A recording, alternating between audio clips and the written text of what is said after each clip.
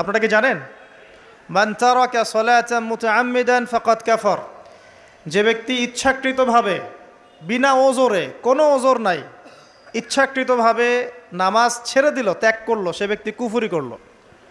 এখন আপনি বলেন কুফরি যে ব্যক্তি করে সে কি হয়? যদি আমরা ধরেও নেই সে মন থেকে নামাজ অস্বীকার করে না, অলসতা বশত পড়ে নাই, তারপরেও তো কাজটা ফাঁসেকি, তাই নয় কি? আচ্ছা, তো আজকের প্রথম নসিহত হচ্ছে 5 ওয়াক্ত নামাজ মৃত্যুর আগ পর্যন্ত কেউ ছাড়বেন না।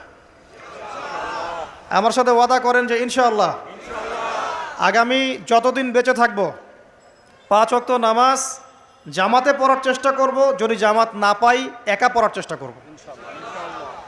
আল্লাহ পাক তৌফিক দান করুন, আমিন। আজকে যদি এই কথাটাই শুধু বাসায় নিয়ে যেতে পারেন যে 5 ওয়াক্ত নামাজ আর জীবনে ছাড়বো না, আমাদের আজকের মাহফিল সফল।